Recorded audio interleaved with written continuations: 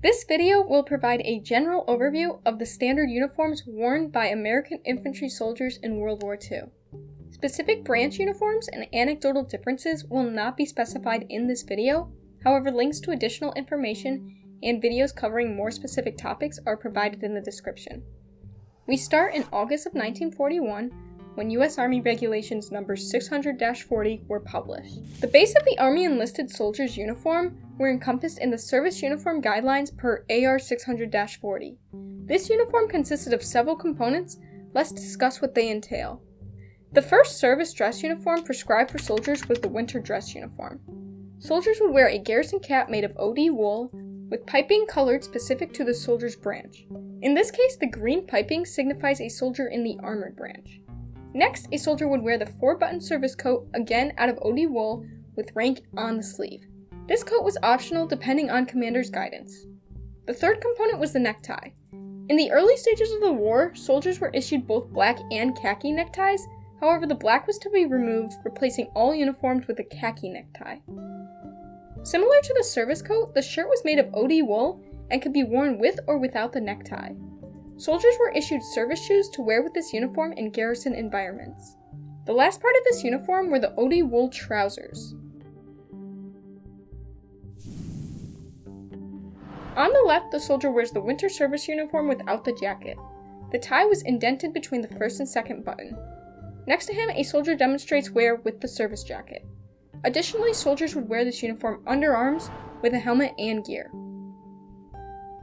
The second service uniform for enlisted personnel was the summer service uniform.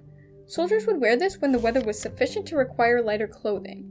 The outfit remained largely the same, however the service coat was removed and the shirt, trousers, and garrison cap replaced the wool for a lighter khaki. These service uniforms formed the base for what soldiers would wear in combat. Looking first at the European theater of operations, there were specific types of jackets soldiers would wear for added warmth and comfort. The first jacket was the M41 field jacket, which again would be worn over the service uniform to create the combat uniform. This jacket was replaced with the M43 field jacket later during the war, which provided additional coverage and comfort. Lastly, soldiers had the option to wear the herringbone twill field jacket as a working uniform. They would wear either matching HBT trousers or a complete one-piece jumper.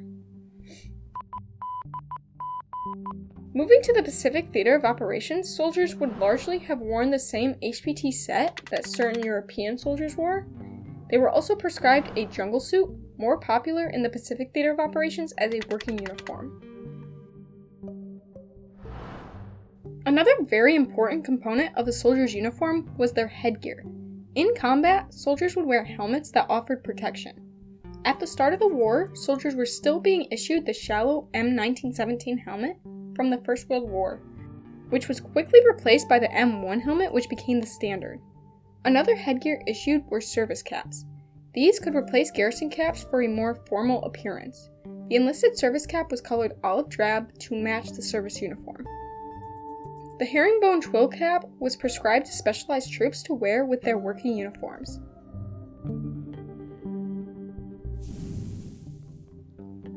In future videos, I will cover different branches as well as officer uniforms as well. Feel free to check out the website and the references in the description below for additional information on specific uniforms covered in this video. Thank you!